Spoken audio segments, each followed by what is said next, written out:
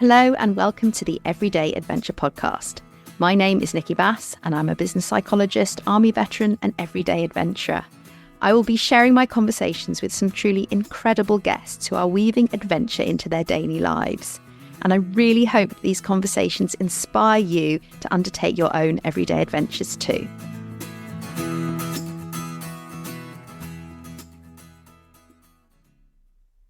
So today I am really excited to welcome Alastair Humphreys to the podcast. Alastair is an adventurer and author who has completed numerous challenges, and I'm not going to go through all of them, but I will direct you to his website at the end so you can see just the range of different challenges he's overtaken under the years. They include cycling around the world over a period of 4 years, rowing across the Atlantic, and one of my personal favourites, busking through Spain, which I heard him talk about back in 2018 at the Do Lectures, which I was really fortunate to attend. And Alice has more recently turned his attention. Some of you may be familiar with his work around microadventures, really thinking about how we can weave adventure into those pockets of our life when we have time to do so. And it's something that I guess really resonated with me and really is really about what I guess the essence of what this podcast is about, really thinking about how we create those moments, those pockets of time, how we intertwine adventure in the everyday. And most recently, he's spent the last year exploring the small map around his home, which I absolutely love the concept of. Often what I'll say to people is, literally stepping outside the door can be, it might be that climbing Everest is the adventure for you, but it might actually be stepping out the front door. And so linking to that concept, I think this is sort of the perfect type of adventure to explore on this podcast too. So needless to say, I was absolutely thrilled when Alastair reached out and explained what his latest project was about. And yeah, I just thought it'd be a perfect fit. So it's such a pleasure to welcome you to the show, Alastair. Thank you so much for joining me. Thank you for having me. I think Everyday Adventures is the perfect description of what I'm trying to encourage people to do. So yeah, it's a good fit. Fantastic. So yeah, I think it would be great just to get a little bit more of an insight into. So obviously you've done these huge adventures. You've been all around the world. You've done some incredible things. And I know you've turned your attention to much closer to home adventures. And I'm guessing part of that is, just to do with the reality of life. Partly it must have been, I imagine COVID had a huge impact on it. But I was also wondering, the area around, it's not what we automatically think of when we think of going on an adventure is what's going on in the next street. And I just wondered where the idea came from and yeah, what inspired you? I think before I could have the idea of exploring close to home and that home and local was a topic worthy of consideration, first of all, I had to do the complete opposite and go right off as far as I could, right around the world. Probably like a lot of young people, I thought that home was so boring, and if I wanted adventure, I needed to get far away. So I spent quite a few years chasing the horizon and having adventures in distant lands, like a lot of people do or dream of doing, for all the reasons people have always done that sort of crazy stuff. And then I suppose, having got through that maybe a bit out of my system, it started to dawn on me that I was in many ways more aware of, Uzbekistan than I was of something 5 miles down the road from where I lived, which seemed ridiculous. I've spent quite a few years now trying to encourage people to do microadventures, this idea of having short, simple, local adventures, trying to see what opportunities for adventures you can find rather than getting hung up on all the barriers and the constraints and the restrictions in your life. So just trying to see what adventure you can squeeze around the edges. And I've really enjoyed doing that. And that's taken me to some fantastic places near and far around Britain. But even so, I realized that when I actually started exploring the 20 kilometers around where I lived, there were so many places that I'd never been to in my entire life, let alone pay any attention to. So I bought the Ordnance Survey map for where I live. The whole of Britain is divided up on these Ordnance Survey maps measuring 20 kilometers by 20 kilometers, each broken up into kilometer grid squares, little pale blue grid squares you might remember from your geography lessons or walking over the hills and or whatever adventures you've been doing. And I decided to try to explore one of those per week, one grid square per week. That was the starting premise. When I had the idea, I sort of thought it was a good idea, but I also sort of thought this is going to be really boring and I'm going to give up in a few weeks and head for the mountains and I'll run away like I always do.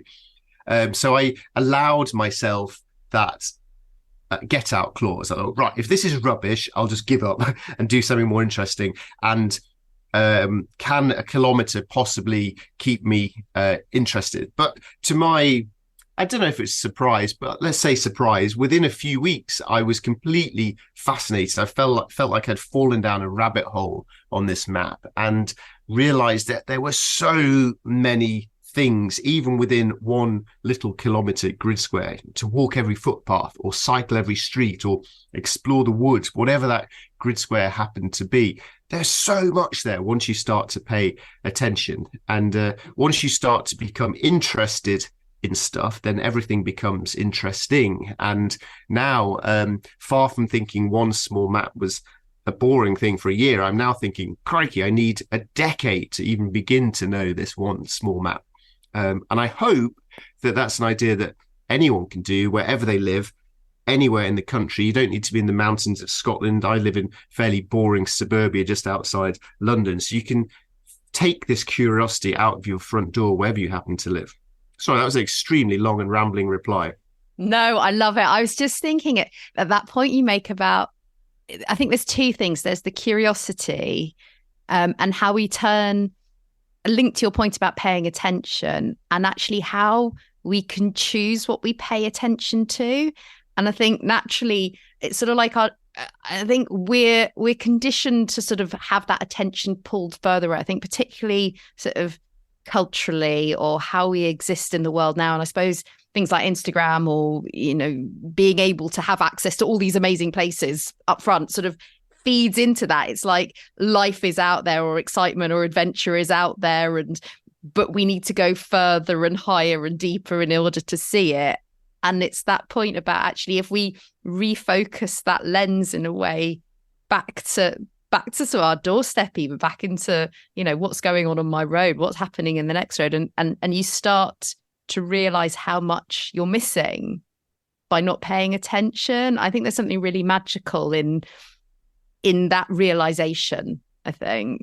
Yeah, absolutely. Paying attention, being curious, slowing down and looking for what is here rather than moaning about what isn't here. You know, I haven't got beautiful waterfalls and mountains and all this sort of Instagram type stuff. There's big piles of fly tipping and the broken down industrial yards. So you can either moan and grumble about that, or you can get down on your hands and knees and start to really notice these things. And I think a lot of it for me came down to speed. I think my tendency in life is just to charge around doing everything at 1,000 miles an hour. So if you think about a 1 kilometer grid square on a road, if you drove down the road on there, you'd cover that in less than 1 minute, zoom down 1 kilometer. If you ran it, it would take you, I don't know, let's say, 10 minutes or something.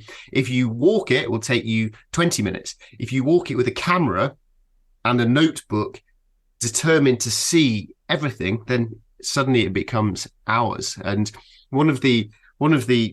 so two things I did which really helped me slow down and resist my endless tendency to just charge around.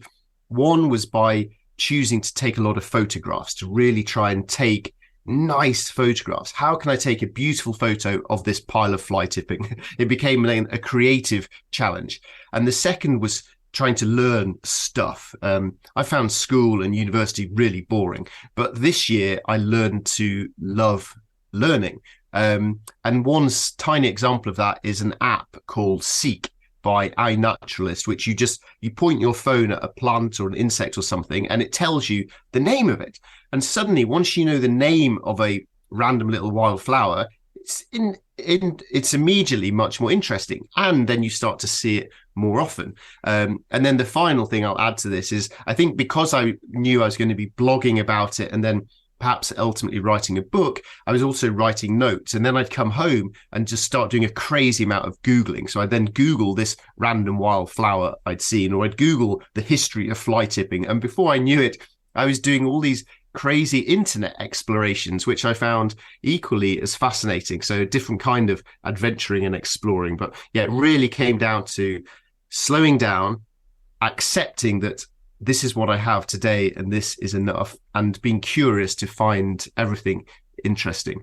Terry Pratchett, the author, he did a lecture once, and the title of the lecture was something like "The Importance of Being Amazed by Absolutely Everything," which I think is just a great summary. It's a good approach for life, I think. Oh, it's so wonderful. I was just thinking that, because as you know, obviously the sort of the idea behind this podcast being everyday adventures, and it's something I talk about a lot in terms of how it came about for me, in terms of focusing on what my children are noticing, that point you make about slowing down, and partly born out of the frustration of them always slowing down and stopping to look at anything. But then that moment where you go, hold on a second, why am I not finding this fascinating anymore? Why do I feel like things are out there and not right in front of me? I think that point you make about learning is so interesting as well, because like you said, there is that, okay, what am I seeing in the moment? What am I noticing right here? But then there's what possibilities does that open up for me? What's, how does that extend into other areas of my life? Or how much do I then realize I don't? It was reminding me, I was thinking, I'll sit in the car and I'll turn on and I have Radio 4 on, which clearly is giving a sign of my age. But I really love Radio 4. And the reason I love it is because I'll turn in and I'll join on a random program, like to do with the scientific life of the earthworm, or, to be something I know nothing about. And I'll be like, and I hear this program, I'll be like, oh, wow, I never even thought of this. And as you were talking, I was like thinking, yeah, I mean, I would know nothing about like the history of fly tipping or whatever. But that bit of, okay, there is so much that we don't know. We spend so much time being caught in our own expertise and being, I think as we hit a certain point in our lives, that is the thing that defines us. That is the thing that becomes, gives us meaning or makes us feel like we are enough, to go back to the phrase that you said, and to be able to step back from that and going, actually, maybe what I don't need to be defined by being an expert, maybe being defined by not knowing, by being open to learning more is an interesting place to be as well. And I was just wondering, so obviously you talked about some of the things that came out of, you had this expectation, or this sort of, this could be boring. This could be like something, at least I've got something else I can go and do, and giving yourself that get out clause. And then finding the event itself interesting and opening up those doors. And I was just wondering, in terms of benefits for you, in terms of, have you seen that translate into other areas of your life? Have you seen it sort of opening up in different areas too? Yeah, lots of different ways. So I think just the notion of repeating a small activity regularly starts to accumulate into something bigger and more meaningful than the sum of its parts. So walking around one grid square, that's a Sunday afternoon activity, fine. Do that 52 times and it becomes a much richer practice. So it's really helped me then in terms of that sort of positive habit forming. Also the notion of nature connectedness, of whatever the time and weather, I will go spend some time slowly offline out in nature. And that is good for your physical health, your mental health. It's been really good for me to just accept my life. My life looks pretty cool. If you look at me on the internet, I'm just, hey, there's Al, the guy doing cool stuff. But the reality, of course, is we have our internet life and our real life. And a lot of the time I've been I tend to get jealous of people going off on doing huge expeditions. And I wish I was in the Antarctic. I wish I was there. And I can be a bit jealous and resentful, which isn't very nice to be. And so this was a really good project for me, just accepting that this is where I live. It's not perhaps the Caribbean or Canada where I'd like to be. This is where I live, though, and I accept it. It's good enough. And I came to get a deeper connection with where I live than I'd had before. So that was a really helpful thing. I've also given up flying in recent years, and I've found that really annoying because I love flying off to far off places. I love it. I'd love to just have a private jet and fly everywhere. It'd be brilliant. But I don't feel I can do that anymore. So this experience was really good at making me feel that I wasn't actually missing out by not flying off to these places, and that right on my doorstep is enough nature and wildness and learning for a lifetime if I choose to look at it that way. So I really now don't feel that I'm missing out by not flying. I find that I've got different replacement things. So it's been really positive in that sense as well. And then I think the final thing, it's really done more than, I've spent time in beautiful landscapes, the sort of places you see in David Attenborough programs. People get really annoyed watching David Attenborough with me because I always sort of shout out before where this is and what the animal is. I'm quite annoying like that. So I've been to loads of those places, but it took me wandering around muddy suburban woods just outside the city to really start to learn to care about nature and wildlife and the loss of wildlife and the way we use our landscape and are wrecking our landscape. I've become more aware and passionate about that than in all my very privileged years of swanning off in exotic parts of the world, which I found quite an interesting and surprising aspect, something that I hadn't anticipated when I began the project. It's really interesting, isn't it? That thing of, the word that's sort of coming into my head was around sort of connection, that there's something about connecting with where you are and what's going on there. And maybe, like you said, I go back to your point about paying attention, maybe noticing the changes, maybe noticing the, because I think we spend a lot of our time, I think understandably, because we've got so many demands on our time and our attention, that we take so much for granted, or as is, this is the way things are, because we haven't got time to question them. Again, going to your point about that slowing down, actually starting to think, why does the countryside look like this? How is that helpful? How is it not helpful? How is it changing? Who has access to it? All of these questions can only in a way be paid attention to when you take that time to really start to connect into that landscape around you. And it's not even just on a countryside level, how the countryside, how the towns, how everything interconnects with each other. I think that's so interesting, especially given your point then around flying, and I'm sure a lot of people who are listening to this will be having the context of climate change and of everything else that's going on in the world at the moment, and it feeling, like you said, there is a loss around, and there is a loss around the guilt that even if we haven't given up flying, that now it comes, any decision we do make to travel in that way almost feels preloaded with a conflict within our own heads about, why am I doing this? Is it justifiable? Is it, and I think it ties into so many of those different points. But yeah, there's so many different things I could pick up on in there. I guess I was just wondering, having started on, you sort of alluded to at the start, having started on this very, very localized adventure and connecting in with place. When you think of, is it an experiment that you've gone, actually, that has been brilliant for now and it's opened me up with other ideas? Or is it something where you're going, actually, there's a natural next step for this that I'm now really keen to explore as a result of having taken on this particular challenge? I'm thinking about what the next steps will be. And I think, to be honest, a chunk of that will depend upon how the book goes when it comes out. If I feel that it's making a connection with people and resonating with people, then there's lots of things that I will want to dig deeper onto. If no one buys it and they just say it's rubbish, then I guess I'll I'll change tack and do something else. But actually, I hope to keep going with this. Some books I've written have just been standalone projects and they've been great and I've done it, and then I think, right, next year I'm going to crack on and do something else. But I'm hoping from this to keep going in this direction. And certainly what I've really noticed is my passion for encouraging people to go out and have adventures was one of the reasons for beginning this book. And it was definitely the basis to all the micro adventures stuff I've been doing for years, trying to encourage people to have adventures. And that's brilliant. That's great.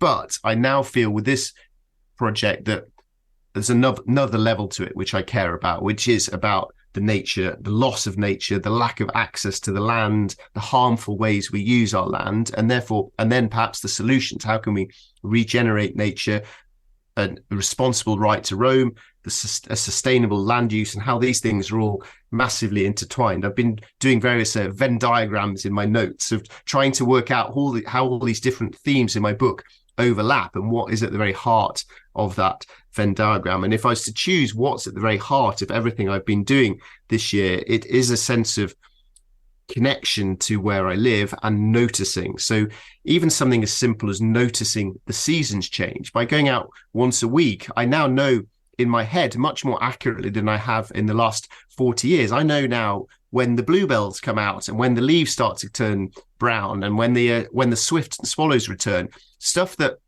I've kind of sort of just not really paid any attention to my entire life. And a small example, for the last 3 years, I've been doing a monthly tree climb. So I schedule it into my Google Calendar. The first Wednesday of every month, ding, go climb a tree. And I go climb the same tree to the same spot. And I take a cup of tea or coffee up there and I just sit there for 10 minutes. And it's a fantastic way to just notice how the universe has changed in the last month. What has happened in this woodland since I was here a month ago? It's also a nice little time to reflect on my own last month and to maybe look forward, project what plans I might do for the next month. And essentially, it's just a pause to slow down and notice the universe whilst I'm busy, normally just endlessly replying to emails and somehow feeling that justifies as an acceptable life. So it's good to just go climb a tree occasionally instead. Awesome. I was going to ask whether you're climbing a different tree each time or the same tree, but I love the fact that it's like the same tree and that allows you to notice the change and the difference around it. I was just thinking, one of the things I noticed, and when I started this podcast, it was back in May 2020, so it was COVID. So for those people who haven't followed, the development of the Everyday Adventure podcast, it was originally came about May 2020 when I was, sat in lockdown with 2 kids who were driving me nuts. Sorry, children. But they were much younger and they needed homeschooling. And I really wanted to have different types of conversations. But one of the things that I think being in lockdown that I experienced was exactly what you're talking about, that suddenly, because we didn't have everything out there to go and do and pay. I remember just standing in the garden and going through that period of, over a year, just noticing the changes, like when the flowers came out, when the leaves started to turn, at what point the blossom emerged on the apple tree, all of those sort of things. And that actually when that didn't happen, then the following year at a specific time, you start being curious, what's going on here? Actually having a sort of a smaller viewpoint in a way actually enlarges your view, that it gives you the space to be able to go, okay, what is actually going on here? How are things changing? What am I noticing? And I think there's something really powerful about what you were saying there. Actually, I can sit in that same tree and just see the difference, see the changes. And again, bringing that point back to sort of connecting with space and with time and with maybe concerns and issues that feel sometimes pretty overwhelming. And where do we start and what can we do about them, whether it's talking about climate change, whether it's talking about, access to nature and getting out into the outdoors, whatever that outdoors looks like. And I think being able to, I think there's something about what you're saying about just being able to be in one particular place that maybe opens up the possibility that it feels, that we're able to access those thoughts and reflections for ourselves as well. I'm not sure if that makes sense, but there was something that really struck me about what you were saying about just being in there in that one place. Yeah, which of course is how humans have lived for hundreds of thousands of years. I mean, even up to our parents, they weren't of a generation, and definitely not our grandparents, who went jetting off all around the world. And it's this extraordinary privilege that some of us have had in the last few decades to think, oh, I want an adventure. Okay, I'm going to go to India or Indonesia or Indianapolis, and which is great, but it's not what people have done for all time, really. And I've kept reading quite a bit of Henry David Thoreau as I was doing this. It kept sort of reverberating with me, his notion of spending a year in a cabin in the woods, and just for that to be enough. And he talks about how you within the scope of his afternoon walks, essentially, he realizes there's more than he can ever see in a lifetime.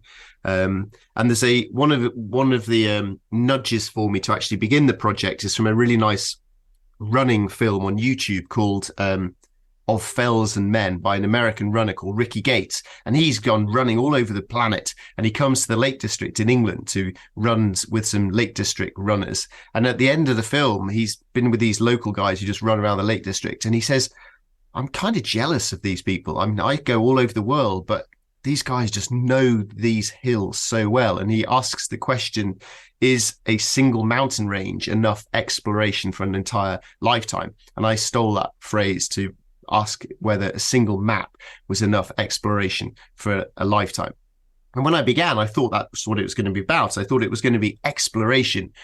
Can I find cool new routes to go cycling? Can I find new places to go sleep in my bivy bag? All the micro-adventure stuff that I've been doing for years. And that, of course, the potential for that remains the same. But this took me in a different direction I hadn't expected. And there's 3 geeky new words that I learned over the course of the years. So the notion of nature connectedness, how connected we are to nature and all the impact that has on so many aspects of our life, but also the way that we tolerate stuff being done to the planet or the countryside or etc.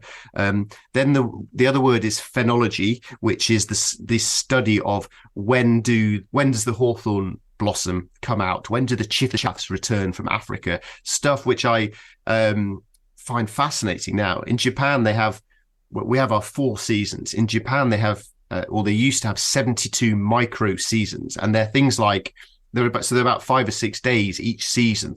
Things like the season when the blackbirds return to the cherry trees, or the season when the raindrops start to freeze on the twigs. And I just love this notion of breaking down a year into its components. And then the third geeky word is topophilia, which is a love of place, just learning to love where you live, really, and embrace it, and for all its flaws, and just really dig as deep as you can to it. And probably the more you dig, the deeper your connection becomes. Yeah, I was about to say, I didn't even realize there was a word for that thing of like you said, when does the flowers, like I've just noticed this year, we've got roses in the garden that nothing to do with me whatsoever. We moved here last year. I can't cultivate anything. I'm all right with animals, plants, not my thing. But what I've been noticing is just because I'm working from home and I'm sat here and I'm noticing that the roses came out twice in a year. And I was like, who knew that? You know, lots of people do know that, clearly gardeners, but there's something really amazing. You know, I've been boring people with putting these roses on my Instagram stories because I'm so amazed, 1, that they've stayed alive through nothing I've done, and 2, that the fact that I'm like, oh, so I didn't know that they came out at this point. And now look, here we are back in November, which is one of probably in lots of ways a fairly bleak time of year from a plant and a weather sort of point of view. But like they're back again. I'm like, wow, who knew? And I think there's something in what you were saying then about actually maybe we did know, but maybe we've forgotten because so much other stuff has come and taken over for all sorts of good reasons. And this by no means, you know, I'm not somebody who's like, okay, we've got to get back to the past or, you know, it's sort of the golden ages or whatever. But I think, like, to your point, there's things that we can learn, or there's things that we can connect to from something that maybe we've put to one side at a time, and maybe this is a way of starting to reconnect with that bit too. Yeah, something that really struck me from using this Seek app, that tells you the name of plants. And by the way, I did a biology degree at university, and then I trained to be a science teacher. So I should be good at this sort of stuff, or I should at least be interested in it. But I had no interest in any of this at all until I started wandering around my own map. but from using this Seek app and finding out the names of all these random little wildflowers, and then I'd come home and Google them. And what really struck me was how all of these plants had 10, 20, 30 local dialect names, different names they were known around the country, and then all these different medicinal uses, or perhaps, imagined medicinal uses. And it really struck me regularly how aware everybody used to be about all the wildflowers on their country lane. Not clever people, just normal people. This was their normal life. They knew the funny little names for all of these things. And I deeply envy that. I'd love to know every little thing about my lane. And to be honest, if that meant that I didn't also get simultaneously to scroll through 1,000 Instagram pictures of Bali, Barbados, Bhutan, then maybe that's a swap that I'm willing to take. I envy a lot of that harking back, I think. And I was just thinking it's quite a nice antidote as well when you do find yourself caught in the doom scroll, which I do have quite a lot of personal experience of as well. And that moment when you just go, actually, when you start, because I think one of the things people really struggle with is that sense of everyone else is out there having exceptional lives, and I just feel boring and ordinary, and I've not done anything with my life, when actually what people are doing most of the time is fairly exceptional in their worlds, just with their families and with their work and all of these things. And I was just thinking that's such a lovely link in a way of how in relation to what you were saying about everything, what's there is enough, but also that there is so much to know about what's there, that actually it's more than enough, that actually it's something to be explored and embraced, and gets us outside of that place in our head that tells us, we should be out there doing more and being more and everything, which is the root, I think, of so many challenges that people experience with their mental health and with their psychological health at the moment. So yeah, it's a great little tip in a way, actually. If you find yourself in that, obviously if it's 11 at night, it's more difficult, noticeably. Yes. But yeah, just stepping outside and going, okay, what's right here? What do I not know about my front garden even? Could be a great place to start, which leads me nicely to my next question. That was not planned in the slightest, by the way. But a question I ask all my guests is, if somebody's listening to this and they think they've either connected with what you're saying, or they think, I want to start finding ways to live more adventurously right where I am in the everyday. I mean, what's the one piece of advice that you would give them?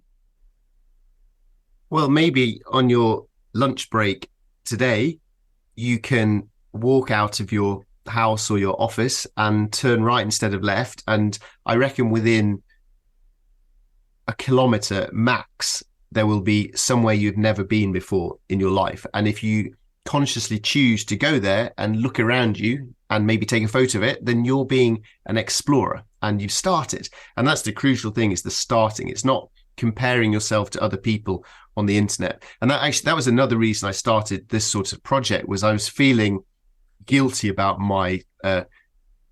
about sort of showing off on the internet. It's not really very useful for anyone, really. It'd be much more useful to show pictures of my local fly tipping and say, hey, go and find your own local fly tipping. So just start now, and start as small as it needs to be. If you can't walk a kilometre, walk 100 meters. If you can't walk, just look out the window. Whatever you can do to just get yourself in motion, physically or metaphorically, to just begin, to start noticing, to start paying attention to nearby nature. And you'll realize that there's more of it than you'd imagined. And then you're off after that.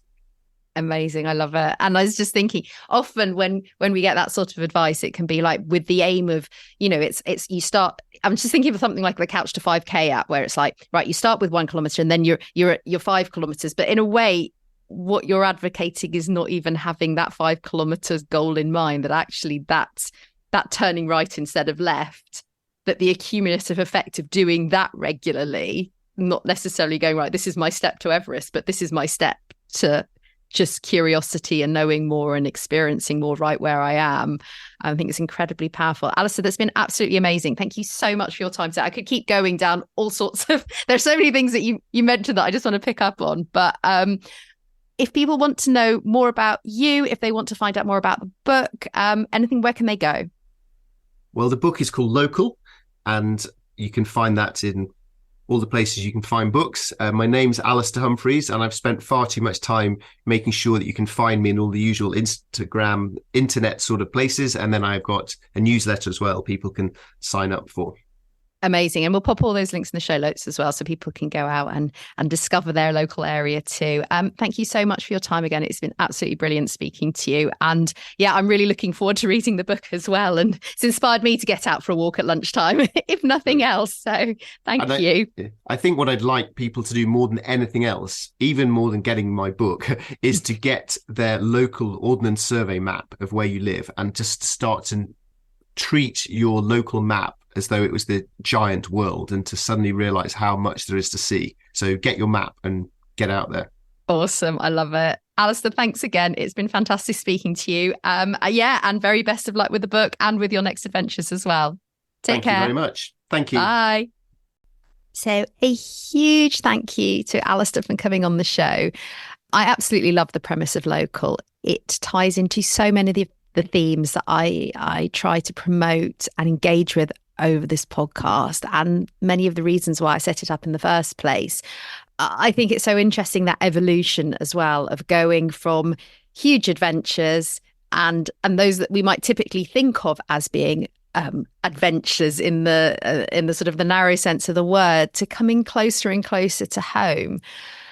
And I think it also resonates with so many concerns that I hear people raising around this concept of adventure, which tied into climate change and sustainability, and also the sense of how do we give back to nature as well as just take from it? Because whilst having adventures is wonderful, and being in these outdoor spaces gives so much to us, to our mental health and well-being, to our physical well-being, to our sense of connectedness with the world around us, there is also an element that when we see it purely through the lens of what can nature and the outdoors give to us, it misses that sense of interconnectivity that we actually have as being part of the natural world. And therefore, what is our responsibility in terms of supporting that, in terms of protecting it?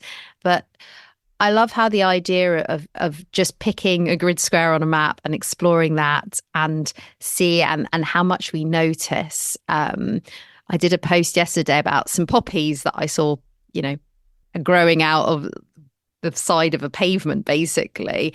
And they were so beautiful. And it's this idea that there is so much beauty and awe.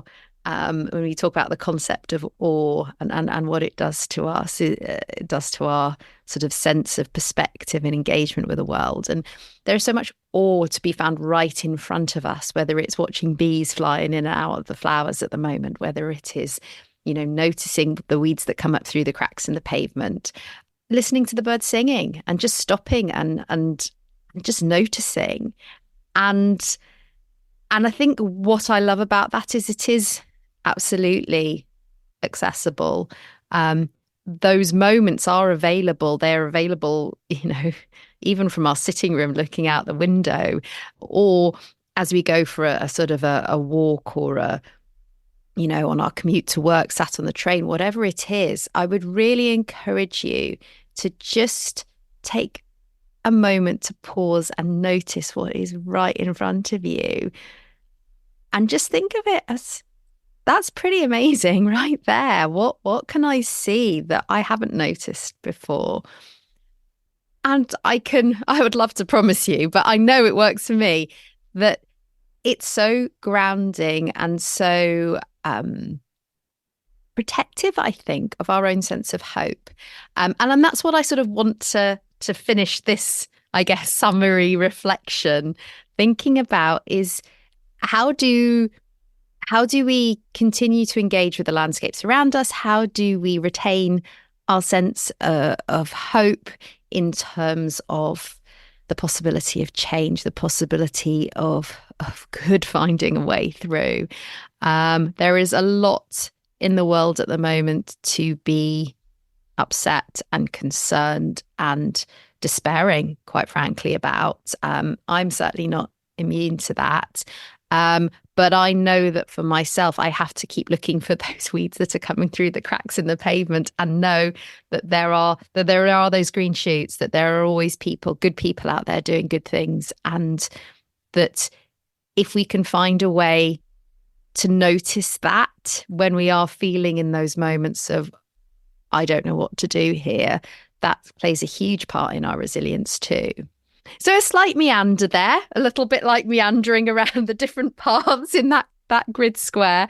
But I really hope you enjoyed this episode. I would love to know your thoughts. As always, please do reach out. You can find me on Instagram. You can find me at Everyday Adventure Pod or Resilience at Work on Instagram. You can find me on LinkedIn, Nikki Bass. You can find me via my website, resiliencework.co.uk. And we have something very exciting launching soon too, which is another way that you connect. So I will keep you posted on that. But yeah, any thoughts, ideas, suggestions for guests, I'd always love to hear them.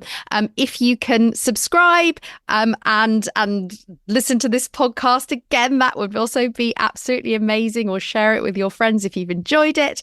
And otherwise, I will be back very soon with another wonderful guest for you in conversation, and I look forward to speaking to you then. Take care. Bye.